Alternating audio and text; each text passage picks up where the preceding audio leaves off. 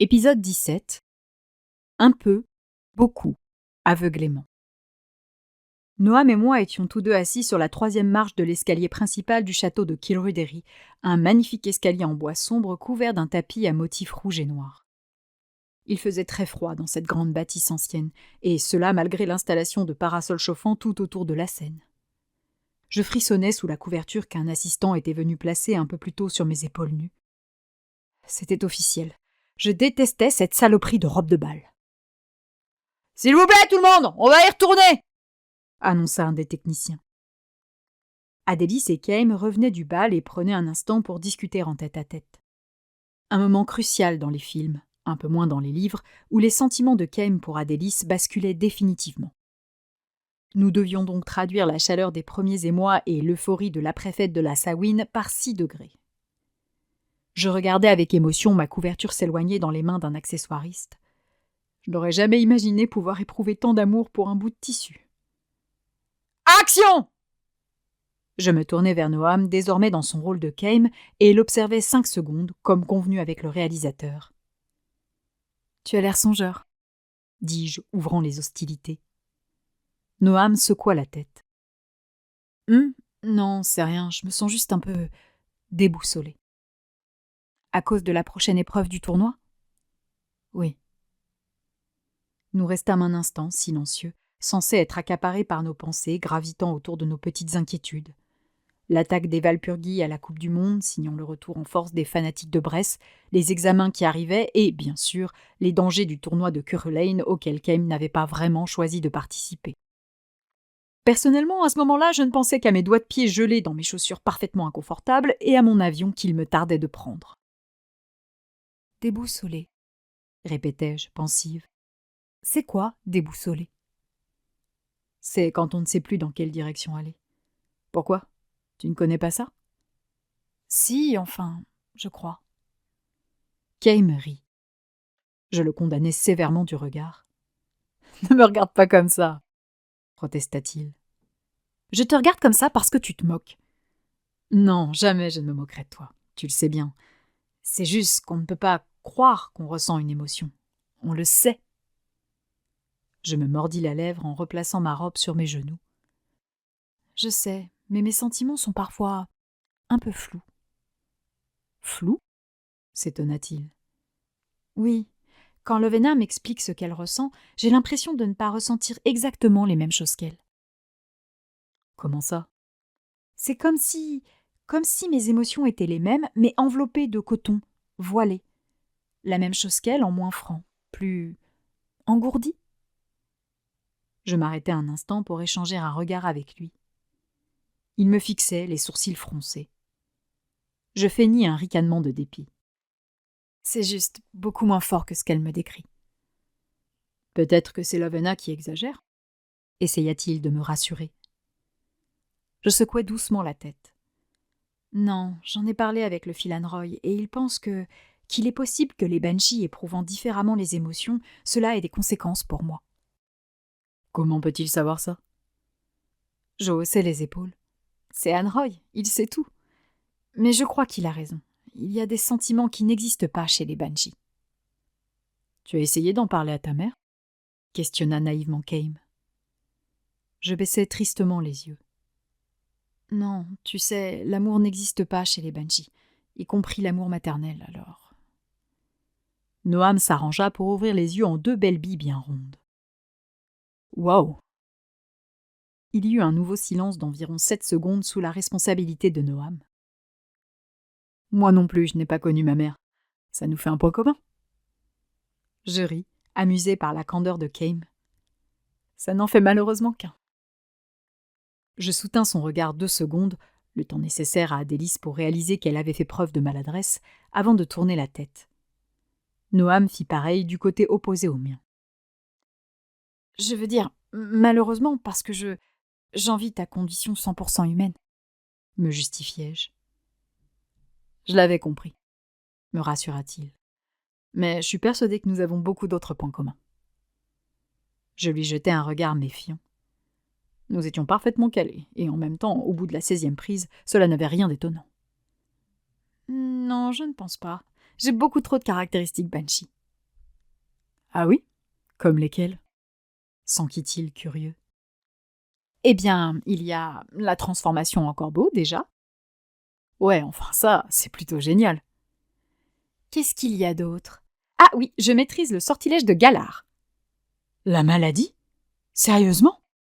Dit-il avec un léger mouvement de recul. Je souris fièrement. Oui, mais depuis la mise au point de la potion de guérison par Mière, ça n'a plus trop d'intérêt. Ah oui, c'est vrai, réalisa-t-il, un soupçon de déception dans la voix. Et j'ai aussi un don pour le lavage du linge, reconnus-je, perplexe.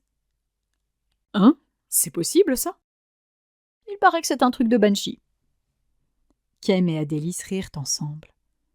Noam me dévorait des yeux à ce moment-là. Il jouait vraiment bien le mec en train de tomber amoureux. C'était bluffant de réalisme. Nous nous tûmes progressivement. Je n'ai également pas peur de la mort, annonçai-je.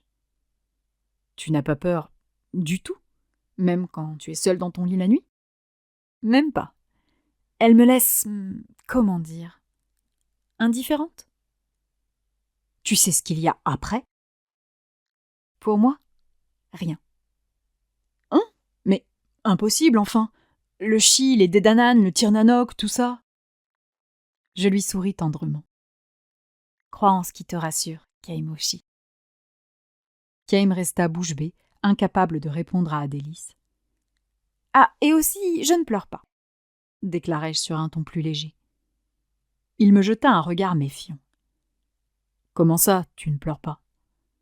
Jamais. Même quand il m'arrive les pires malheurs du monde, même quand je suis désespérée, je ne peux pas pleurer. Je ne sais même pas comment faire. Attends. Je suis pourtant certain d'avoir entendu parler des larmes de Banshee dans la composition des amulettes. Si les larmes n'existent pas, comment est-ce possible? Là, pour être franche avec toi, j'ignore d'où ça vient. Comme toi, j'en ai entendu parler. Je sais qu'on dit qu'elles sont très convoitées car elles seraient de puissants catalyseurs magiques, mais pour ce qui est de leur existence, j'ai bien peur qu'il ne s'agisse que d'une légende. Quel dommage. Enfin, c'est dommage qu'elle n'existe pas que tu ne puisses pas pleurer. Ça, au contraire, c'est plutôt génial. Je fis la grimace. Ouais, pour être honnête avec toi, j'aimerais pouvoir pleurer. Tu plaisantes? Moi, si demain je découvre un sortilège pour ne plus jamais pleurer, je me le lance tout de suite, affirma Kaim avec tous ses préjugés d'adolescent. Lovena dit souvent qu'elle a besoin de pleurer, que cela lui permet d'évacuer sa peine. J'aimerais beaucoup pouvoir me débarrasser de mon mal-être de cette façon. C'est une marque de faiblesse, tu sais. Non, c'est magnifique de pouvoir voir et toucher une émotion. Tu ne trouves pas? Je m'accrochais au regard de Noam en tentant d'exprimer un maximum d'innocence pour contraster au mieux avec le futur rouge cramoisi de mes iris. Kaim sourit. Je n'avais jamais vu les choses ainsi, mais tu as raison. C'est beau. Coupez! L'interrompit Michael, à peine la réplique de Noam terminée. Je baissai les épaules, dépité. Il allait encore s'énerver sur Noam, nous allions encore devoir tout reprendre depuis le début et nous n'aurions jamais fini à 17h. Et moi, j'avais un avion à prendre à 19h25 à Dublin afin de rejoindre mon amoureux pour le week-end. Il était déjà 15h et je ne voyais pas le bout de cette scène. Daphné, c'était mieux, mais si tu peux arrêter de trembloter de la mâchoire. Excusez-moi d'avoir froid, hein? Répliquai-je sarcastique. Encore? Bon, je vais voir pour faire monter le chauffage. Et je veux beaucoup de pathos, Daphné, ok? Je veux que ton personnage soit pitoyable, misérable, émouvant, vraiment très attachant. On a peu de temps, le public doit t'aimer fort et tout de suite. Ok, je vais tenter d'être plus pitoyable, assurai-je d'une voix blanche. Je n'avais absolument aucune idée de comment jouer plus pitoyable. Quant à toi, Noam, il soupira. Tu n'es pas dans le ton, que ce soit au niveau des intentions, des émotions, de la gestuelle, y a strictement rien qui va. Se mettre dans la peau d'un lycéen qui tombe amoureux, c'est pas trop compliqué, non? Je jetai un regard compatissant à mon partenaire de jeu qui en avait pris plein la pomme depuis le début de la journée. Non, marmonna-t-il entre ses dents serrées. Bon, on y retourne. Gladys, monte le chauffage, s'il te plaît, elle grelotte là. Noam et moi regardâmes Michael s'éloigner. Putain, je peux pas blairer ce connard, cracha Noam. Y a de quoi, il te lâche pas. Mais t'inquiète, tu fais du bon boulot. Je te trouve très juste, au contraire. Il retrouva un semblant de sourire. Merci, c'est gentil. On reprend tout le monde en place, s'il vous plaît !» Je me concentrais sur mon texte pour éviter de penser aux petites saucisses gelées au fond de mes chaussures. À ce rythme, ce soir, on m'amputait de 4 orteils. Go ! 5 secondes. Ne tremble pas, Daphné. Le froid, c'est dans la tête. Tu as l'air songeur. Commençai-je. Non, c'est rien, je me sens juste un peu déboussolée. Par la prochaine épreuve du tournoi ? Oui. Je me replongeais dans mes pensées. Mes pensées à ce moment-là ? J'ai froid. Bordel, ce que j'ai froid ! Déboussolée, repris-je. C'est quoi, déboussolée ? C'est quand on ne sait plus dans quelle direction aller. Pourquoi ? Tu ne connais pas ça ? On coupe ! Hurla le réalisateur. Je levai les yeux au ciel. J'en avais assez de me geler les fesses sur cet escalier depuis 8 heures ce matin. Je n'en pouvais plus de faire du surplace. Bon, Noam, c'est quoi le projet ? T'as décidé de faire perdre du temps à toute l'équipe, c'est ça ? Bah déjà, si on pouvait aller jusqu'au bout de la scène à chaque fois, ce serait pas mal, répliqua mon partenaire. J'étais complètement d'accord avec lui. Nous patinions depuis trop longtemps. Mais je te laisserais aller au bout s'il y avait un minimum à garder. Or là, je t'assure, j'ai rien d'utilisable. Mais rien du tout. Pourquoi ton Kem est-il aussi coincé ? Pourquoi n'éprouve-t-il aucune émotion ? Il est en train de tomber amoureux pour la première fois de sa vie d'une belle jeune femme. C'est un moment magnifique. Pourquoi est-il apathique et fade ? Dans d'autres circonstances, j'aurais souri au compliment indirect, belle jeune femme. Mais là, je n'en avais pas le cœur. Je n'aspirais qu'à terminer vite et filer prendre mon avion pour retrouver mon amoureux. Je m'applique à transmettre ses émotions, se défendit Noam, dont on sentait la colère contenue derrière chaque mot. Si vous ne savez pas les lire, peut-être que ce n'est pas moi le problème. Michael laissa échapper un ricanement sarcastique. Donc c'est moi le problème parce que je parviens pas à déchiffrer tes putains d'expressions. Et alors explique-moi du coup, on fait comment si 80% des gens qui vont voir le film sont comme moi, incapables de lire la moindre trace de sentiment sur ton visage ? On leur fournit une notice avant d'entrer dans la salle avec des explications sur le fonctionnement de Monsieur Hemsworth ? Noam afficha un sourire mauvais. « Ok mec, tu sais quoi ? Va te faire foutre. » Il se leva en se défaisant de son micro. « Quoi ? Ah mais non, j'avais un avion à prendre moi. Je devais partir de Bray avant 17h. »« Noam, attends !» m'écriai-je. Il m'ignora. Michael sembla un peu surpris par la tournure des événements. « T'es une merde de réalisateur !» éructa Noam. « Depuis le début, tu me fais chier. Je suis ta tête de turc. Et tu sais quoi ? T'as gagné. Rien à branler, Daichi. Trouve-toi un autre game. Arrange-toi avec le studio. Moi, je me casse. »« Noam, enfin, ne sois pas stupide !» tenta de le retenir Michael. « Noam !» Toute l'équipe resta sur place à regarder l'acteur star du film quitter le château pour, très probablement, se réfugier dans sa caravane. Il fit violemment claquer la porte derrière lui. « Bon, on va attendre que monsieur se calme, hein ? Ces acteurs, si susceptibles !» s'agaça Michael en levant les yeux au ciel. Et merde, je faisais comment, moi, maintenant ? Je voulais retrouver Wen, il avait besoin de moi, mais je ne pouvais pas déserter le plateau avant que le réalisateur ait déclaré la fin de tournage. L'assistant vint me rendre ma couverture que je plaçai sur mes épaules. « On arrête ou ?» demandai-je. Il secoua la tête. « Non, on va attendre que Noam revienne, puis on reprendra tranquillement. C'est courant, tu sais, ce genre de caprice. »« Mais ça va prendre combien de temps ?» paniquai-je. « Aucune idée. 1 heure, 2 peut-être, le temps que Noam ravale sa fierté. » Je cogitais vite. J'avais 2 heures devant moi. Je n'avais absolument pas le temps d'attendre que Noam trouve le courage de s'y remettre, et je devais chercher un accélérateur.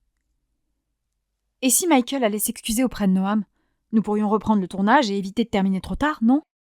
Suggérai-je. L'assistant pouffa. Alors là, Michael s'excuser ? Je voudrais bien voir ça, tiens. Je l'observais s'éloigner, désespéré. Les équipes convergèrent vers la table de catering pour boire un café et grignoter un bout, blasés et habitués à ce genre de crise. Tout le monde semblait résigné à attendre que le caprice passe. Tout le monde, sauf moi. Je me levai en titubant, les pieds toujours engourdis par le froid, et me dirigeai vers la sortie du château.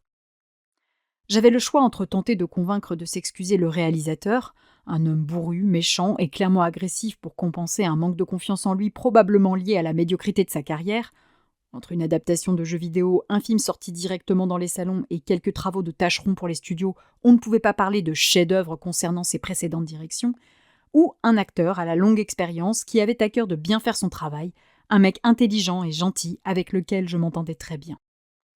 La décision n'était pas très difficile à prendre. Je quittais donc le château emmitouflé dans ma couverture grise pour me diriger vers les loges. Par chance, il ne pleuvait pas trop fort aujourd'hui. J'arrivais devant la caravane allouée à Noam qui ressemblait en tout point à celle que Summer avait l'habitude d'occuper et toquai 2 coups à la porte. Pas de réponse. « Noam, c'est moi, c'est Daphné !» m'annonçai-je. « Entre, c'est ouvert. » J'ouvris la porte et grimpai à l'intérieur du véhicule. Noam était assis sur la banquette de l'espace salon, les yeux rivés à un écran, une manette dans les mains. Je levai un sourcil. Monsieur avait sa petite console pour décompresser entre 2 scènes sur le plateau. Tranquille. « Qu'est-ce que tu veux ?» interrogea-t-il sans amabilité. « Je te préviens, si c'est pour me convaincre d'aller m'excuser auprès de l'autre con, c'est même pas la peine de commencer. Tu peux te barrer. » Je soupirai. Ça partait bien, cette histoire. « Je ne suis pas venue te demander de t'excuser, non. » mentis-je. « Mais les équipes sont épuisées. Moi-même, j'ai un projet pour la soirée et j'aurais aimé rentrer tôt. » Noam ne décollait pas les yeux de son écran. Il jouait à un jeu de tir. « C'est dommage, vous allez devoir attendre qu'il choisisse un nouveau game. Ça risque de prendre un peu de temps. »« Noam, s'il te plaît, » implorai-je. « Non, même si ce connard venait me supplier à genoux, j'y retournerai pas. » Je réfléchis un instant, la mine renfrognée. Comment faire pour le convaincre ? Je vins m'asseoir à côté de lui sur la banquette, ma couverture sur les épaules. Il s'énervait sur sa manette. « Noam, tu t'es beaucoup battu pour devenir Kame. Tu vas vraiment renoncer comme ça ?» J'avançai mes pions avec prudence. « Rien à foutre de Kame. Je gagne suffisamment bien ma vie pour m'arrêter là.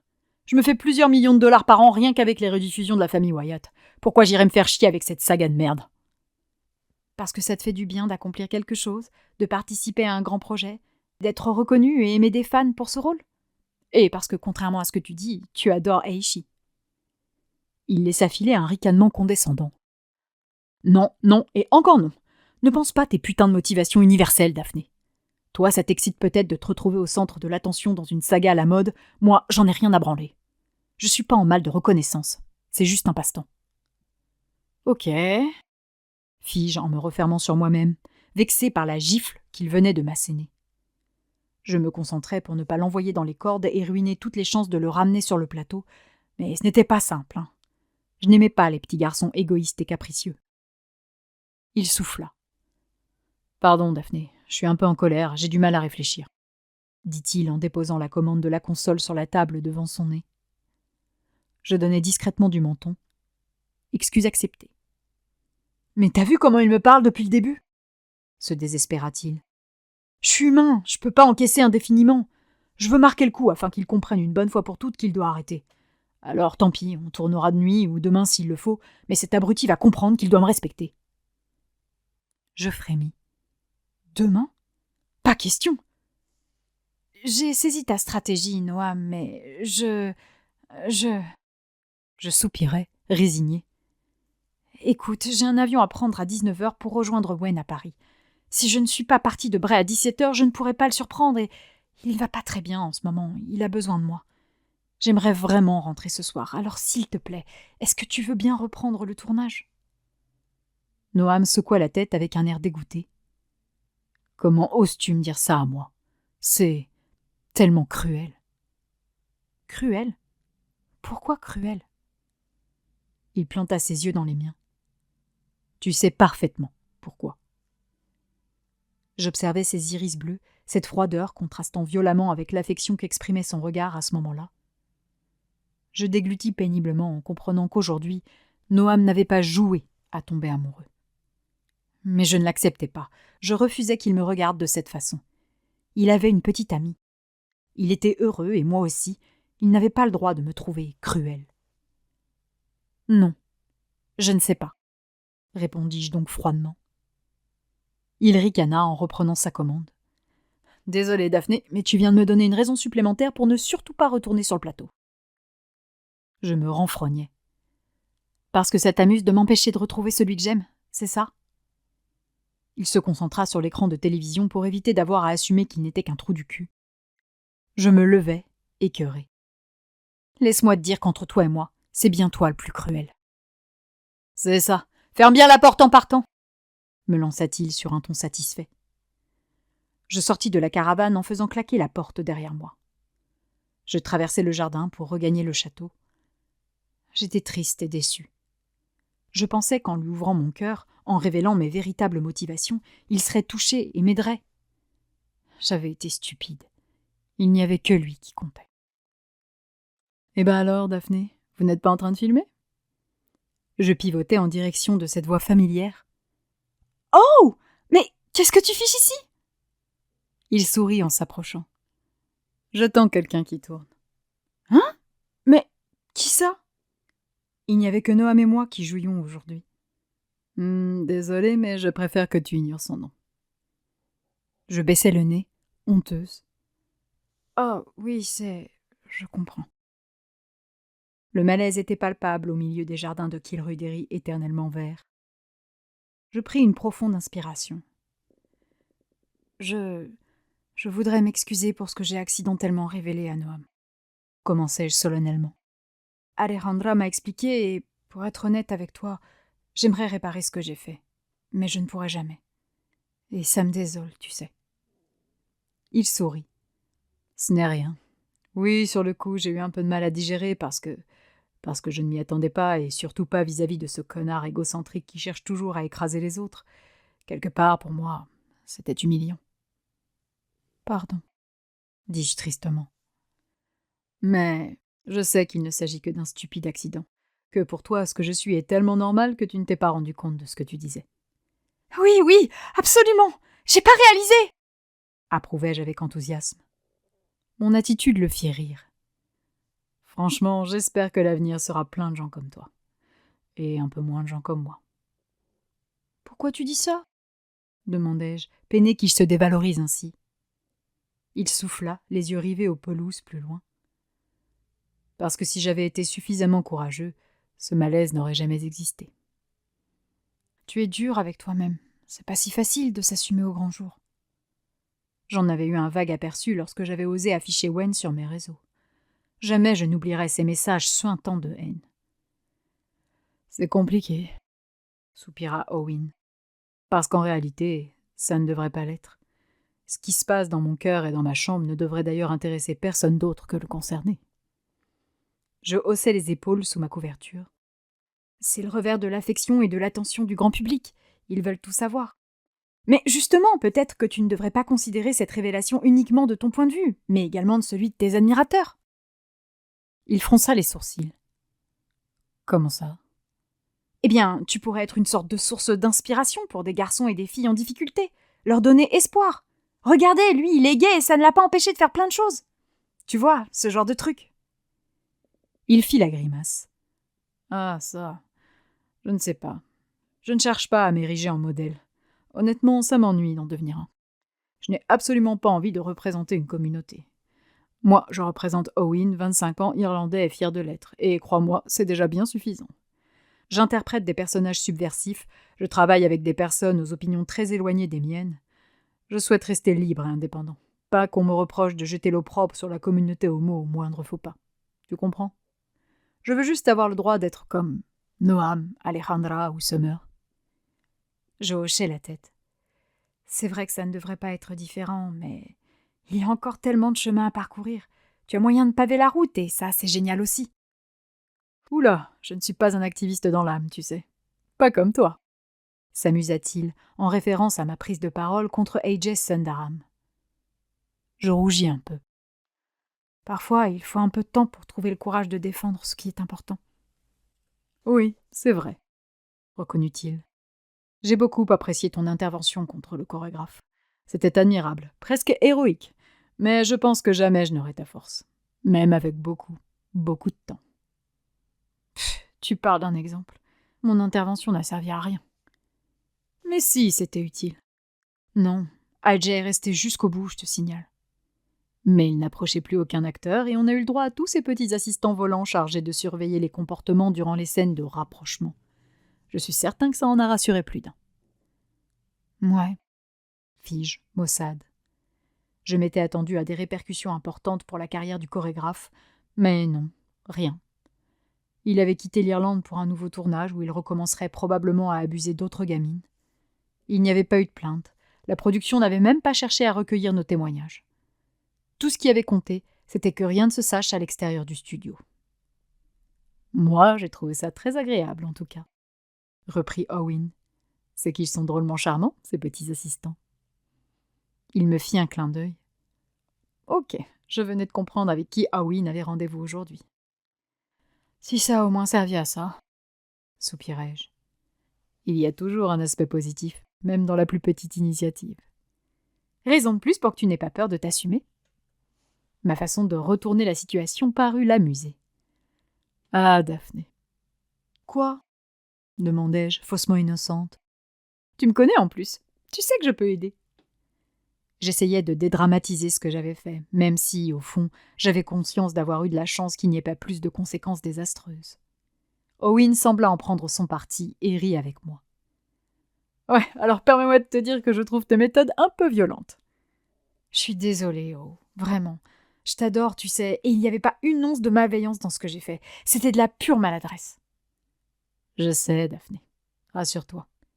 Mais le coming out est un long processus psychologique, et même avec les meilleures intentions du monde, personne n'a le droit de sortir quelqu'un de l'ombre. Je comprends, dis-je, telle l'élève honteuse prenant une sévère leçon d'un professeur. C'est une démarche individuelle, un chemin propre à chacun, renchérit-il. Et parfois, ça nécessite beaucoup de temps. Tellement de temps que ça nous coûte les gens qu'on aime. Liam, supposai-je. Liam, oui, souffla-t-il. Il marqua une pause tout à ses souvenirs. Malgré le petit assistant en charge de surveiller les gestes déplacés, Liam semblait encore occuper une place importante dans le cœur de O. Tu as eu de ses nouvelles récemment ? Non, je ne suis pas prêt à assumer, et tant que je ne suis pas prêt, ce n'est pas la peine de le recontacter. Et toi, Wen, tu as avancé ? La mention de mon amoureux me ramena évidemment à la dure réalité et à ma surprise gâchée. Ouais, ça va super. Je suis enfin avec lui, on vit même ensemble. Je l'aime, on s'entend super bien et il est génial, expliquai-je avec flegme. Cette façon de parler, en contraste avec le fond, donna le sourire à Owen. Pourquoi tu as l'air aussi inquiète alors ? Parce que je voulais le surprendre en rentrant à Paris ce week-end, mais que Noam et le réalisateur se sont engueulés et que Noam refuse de revenir sur le plateau. On attend que monsieur ait fini sa crise d'ici 1 à 2 heures. Exactement ce qu'il faut pour m'empêcher d'avoir mon avion. Tu peux t'en aller, tu sais. Tu n'auras qu'à dire que c'est... Oh ! Fit-il soudain, pris d'une illumination. Fais-moi plaisir. Pars et dis que c'est la faute de Noam, s'il te plaît. Je ris discrètement. Franchement, après le coup qu'il vient de me faire, je suis bien tentée. Mais j'ai déjà fait assez de vagues comme ça sur le tournage. Je vais me calmer. Quelque chose me dit que tes problèmes vont vite se résoudre. Ah oui ? Owen fit un signe de tête en direction des caravanes. Je me tournai vers celle-ci. Noam avançait vers moi, les 2 mains dans les poches de son costume. Son regard se fit mauvais lorsqu'il croisa celui de O. « Je vais te laisser, m'annonça ce dernier. Je n'ai pas du tout envie de lui adresser la parole. En tout cas, ça m'a fait plaisir de te retrouver. Moi aussi. Je t'appelle à mon retour de Paris. On ira manger ensemble à Dublin. Ça me va. Tu me raconteras Wen et toi. J'aimerais comprendre comment on passe de « ce lâche s'est barré à Shanghai, je le déteste » à « la vie à 2 à Paris ». Oula, ça va nous prendre plus qu'un dîner. À bientôt, O. Owen se dirigea vers le château, m'abandonnant sur la rotonde devant celui-ci. J'observais Noam avancer, sur mes gardes. Bon, on y retourne, souffla-t-il en arrivant devant moi. Je levai un sourcil. Ouais, comme ça, comme si rien ne s'était passé. Vraiment ? Ça ne fait même pas 20 minutes que t'es parti. Ça fait léger pour que le réalisateur comprenne le respect. Oui, mais si je persiste, tu louperas ton avion. Je pinçai les lèvres. Merci, chuchotai-je. De rien. Je grimpai l'escalier qui marquait l'entrée du château, Noam sur les talons. Daphné, m'arrêta-t-il sur la dernière marche. Il me fixa droit dans les yeux, sérieux. Je le fais pour toi, et uniquement pour toi, pas pour le Chinois. Noam, grondai-je. Entendre Wen réduit à ses origines m'insupportait. Pour toi, Daphné, insista Noam. Et qu'il profite bien, parce que je sais qu'un jour, tu me rendras cette faveur au centuple. Il avait un regard fort et déterminé, le genre de regard qui signifiait « tu seras à moi », perturbant et étrangement provoquant. J'ai conscience du sacrifice, et je te promets de te rendre l'appareil en cas de besoin. Tentai-je de tempérer ses ardeurs. Il sourit en coin en attrapant la poignée de la porte du château. Allez, dépêchons-nous. Nous entrâmes dans le hall pour reprendre le tournage. L'ambiance était bizarre. Personne ne s'excusa, et si Noam avait décidé de faire l'effort de revenir, Michael, de son côté, semblait prêt à se maîtriser pour éviter de le vexer. Ils se montraient courtois l'un envers l'autre, mais le ton sonnait faux et on sentait qu'ils avaient envie de s'insulter. Très étrange. Noam et moi donnâmes le meilleur de nous-mêmes, et malgré mes pieds gelés, malgré mes difficultés pour paraître plus pitoyable, et celles de Noam pour être plus humain, le réalisateur annonça la fin de la journée à 17h10. Je ne pris même pas la peine de saluer qui que ce soit, me contentant de courir pour attraper la voiture que j'avais commandée, de passer chez moi récupérer la valise que j'avais préparée la veille, j'échangeais en passant quelques banalités avec Kira qui glandait sur mon canapé, et de sauter à nouveau dans une voiture pour gagner Dublin.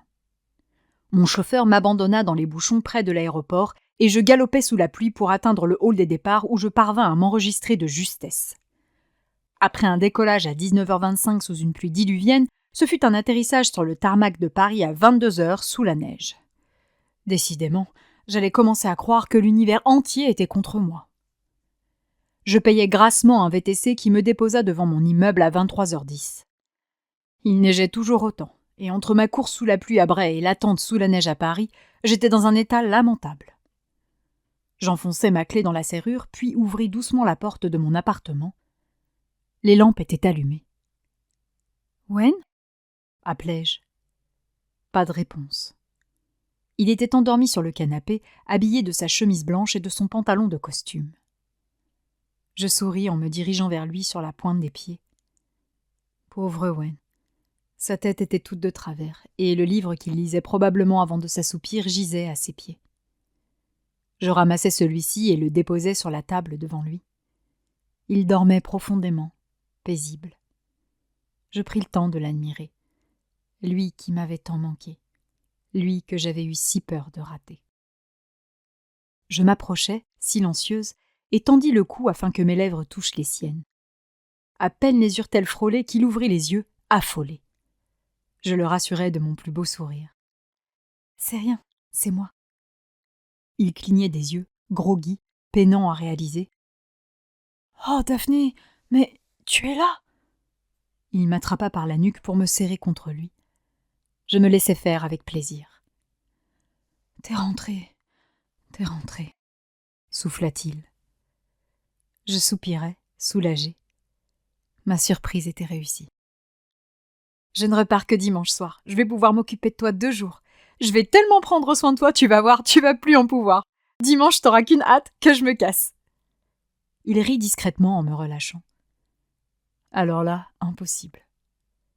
Nous échangeâmes un regard complice, ce regard que nous échangions toujours avant de nous embrasser. Et donc, en toute logique, nous nous embrassâmes. Un beau baiser de retrouvailles plein d'entrain. Quand il s'éloigna, j'étais engourdie de partout, pire que mes doigts de pied cet après-midi. « Je vais aller prendre une douche », lui annonçai-je. « J'ai pris la pluie à Bray et la neige à Paris, je suis frigorifiée. »« Je t'en prie, vas-y. Tu as mangé ?»« Non, pas eu le temps. »« Ok, moi non plus. Je nous prépare un petit quelque chose pendant que tu te laves ?»« Parfait. » Je l'embrassai une dernière fois avant d'aller m'enfermer dans la salle de bain pour une longue douche bien chaude.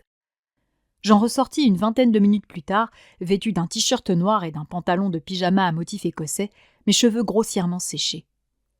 Une agréable odeur flottait dans l'appartement. « Ça sent bon ici !» le complimentai-je en me dirigeant vers la table dressée. « Oh, j'ai fait ce que j'ai pu, mais ne t'attends à rien de merveilleux. » Je souris en l'observant cuisiner, ouvrant un tiroir pour prendre un couvert, reposant le sel à sa place, à l'aise, chez lui. Un bonheur simple. La vie à 2. « Attention devant !»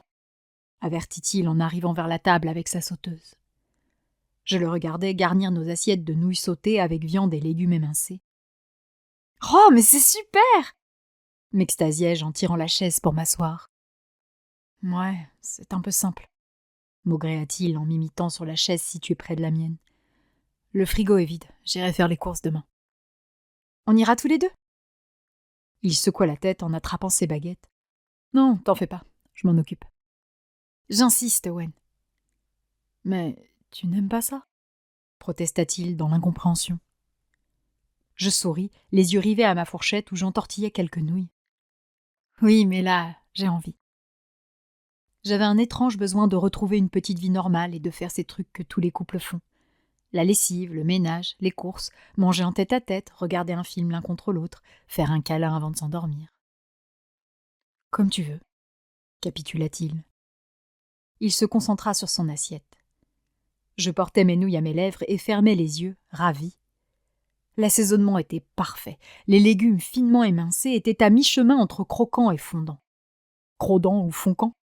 Et le poulet cuit à point. Owen était décidément un cuisinier incroyable. « C'est bon ?» demanda-t-il, un peu inquiet. Je donnai un grand et franc mouvement de menton. « J'adore, ça me rappelle Shanghai. » Nos soirées à deux chez lui, nos premières fois, nos déclarations. Que des beaux souvenirs. Owen m'observa manger quelques instants, le sourire aux lèvres. « Bah, tu manges pas ?» m'étonnai-je. Il secoua doucement la tête. « Si, c'est juste que je viens de découvrir que j'adore cuisiner. » Oh, Owen. J'abandonnai ma fourchette pour le prendre dans mes bras. Il m'enlaça à son tour. Je fermai les yeux, à l'abri de tout. C'était si bon d'être avec lui ce soir, de sentir son cœur battre près du mien. Nous restâmes ainsi une longue minute à profiter d'être réunis. J'allais pour m'éloigner quand il me retint contre lui. « Encore un petit peu, » murmura-t-il. Je soufflai longuement, la tête sur son épaule. La personne qui avait besoin de ce week-end était celle qui avait eu très peur de perdre son travail en dénonçant un salopard et qui avait essuyé la déception du siècle en constatant que cela n'avait servi à rien. C'était celle qui n'arrivait pas à comprendre comment bien jouer une pitoyable Adélice, celle qui avait renoncé à lui pour héberger une victime de harcèlement. La personne qui avait le plus besoin de ce week-end n'était pas celle que je croyais.